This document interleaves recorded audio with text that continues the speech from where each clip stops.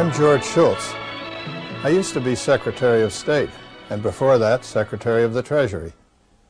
I've also known Milton Friedman for about 4 decades, and I've benefited greatly from my exposure to him and to his ideas. He's a great economist, a great scholar, and a great idea man. He also has an abundance of common sense and good judgment. The program you're about to see has to do with international trade. The lessons here are the same as for our domestic markets. Open markets and free markets lead to low prices, good quality products, and high wages.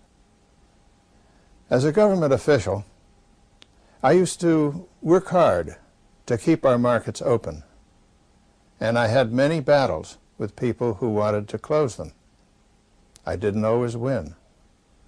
The reason is that people fight hard to protect themselves when they find competition from abroad is too tough. Protectionism is a big problem for all of us. We need to say to those who are having trouble competing that you've got to get in there and compete. And if they can't compete, we've got to help them adjust and find new jobs. But in the meantime, from the standpoint of our whole society, we're all so much better off if we keep ourselves open to the competition from international trade, particularly so these days in markets that are becoming increasingly global. Government is essential to our well-being. We need it to protect our security, and we need government to provide stable and orderly and lawful conditions in which our society can operate. But practically all governments go too far and intrude themselves much too much in economic and business affairs. It seems an almost irresistible temptation. So let's remember what that great humorist Will Rogers used to say. Just be thankful you're not getting all the government you're paying for. But then it would be better if we got less and also paid less. Human and political freedom has never existed and cannot exist without a large measure of economic freedom. Freedom is making choices. What's best for me? What do I want to do? We all want to be free to choose. No government official is telling these people what to do. Parental control, parents choosing the teacher, parents monitoring the schooling. Free to live your own life, pursue your own goals, chase your own rainbow, without the government breathing down on your neck or standing on your shoes. Most of us would choose prosperity if we could, but what's the best road to that goal? Free trade set off a process that revolutionized Japan and the lives of its people. The Pilgrims tried a form of socialism over 300 years ago. Unfortunately for their fair-minded plans, they prospered only after they were allowed to keep for themselves all the food they grew. Who says economic institutions don't matter? We may dream of a perfect world, but we all know that's not possible. Hong Kong is very far from utopia. Life is unfair. There's nothing fair about one man being born blind and another man being born with sight. I do not know any exception to the proposition that if you compare like with like, the freer the system, the better off the ordinary poor people have been. Dr. Friedman has spent a lifetime studying freedom and prosperity. To him, the lessons of history are clear. People are better off making their own choices, better off not relying on government.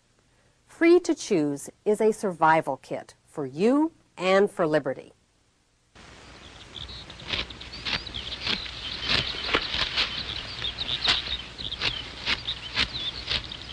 It's harvest time, and Japanese farmers gather their crops for the rice market in Kyoto. Of course, they'll try to get as much for it as possible, and the buyers will try to buy it as cheaply as possible. That's how markets are supposed to work. That's what Adam Smith, the Scotsman who turned economics into a modern science, observed 200 years ago. He observed something else, too. In every country, It is always and must be in the interest of the great body of people to buy whatever they want of those who sell it cheapest. The proposition is so very manifest that it seems ridiculous to take any pains to prove it. Nor could it ever have been called in question had not the interested sophistry of merchants and manufacturers confounded the common sense of mankind. Their interest is, in this respect, directly opposite to that of the great body of people. Adam Smith's flash of genius was to see how prices that emerged in the market, the prices of goods, the wages of labor, the cost of transport, could coordinate the activities of millions of independent people, strangers to one another, without anybody telling them what to do.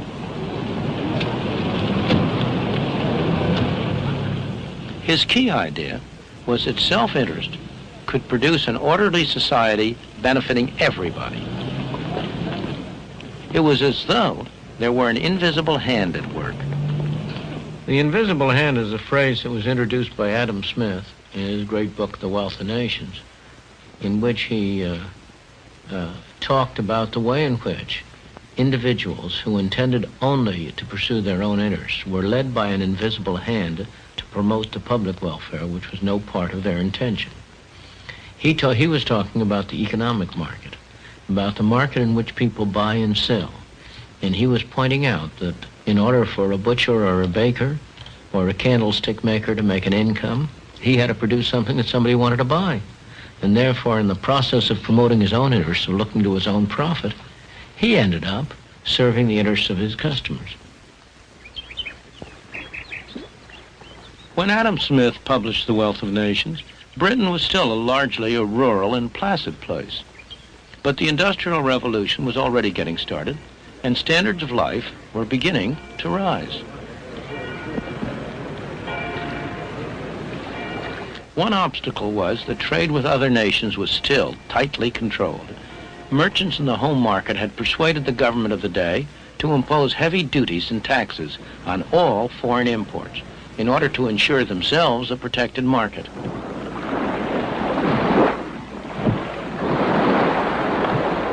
One of the results was to turn Britain into a nation of lawbreakers. Smuggling was a national pastime. Brandy, wines, tobacco, anything with a heavy customs duty on it. For years, the revenue men fought a losing battle along the shores and inlets of the British Isles.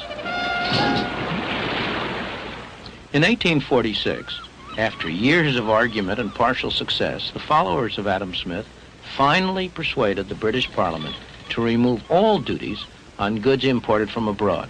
Britain embarked on complete free trade, giving a further push to the rising standard of life. What happened in Britain as a consequence of releasing the tremendous force of self-interest had the unintended effect of benefiting millions of people all over the world. And by 1851, the evidence was proudly on show at the great Crystal Palace exhibition.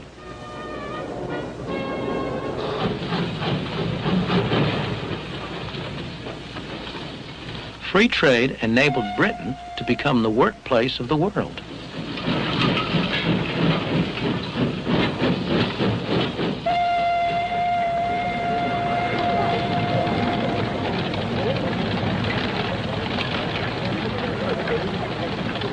But was it all an accident? I don't think it was. Consider what happened in 1868 on the other side of the world, in Japan. For the preceding 300 years, the Japanese had lived in almost complete isolation. They had discouraged visitors from other nations, especially from the West. The result was that by the standards of the West, Japan was backward. It was a feudal society with lords and serfs, and woe betide anyone who tried to change the order of things.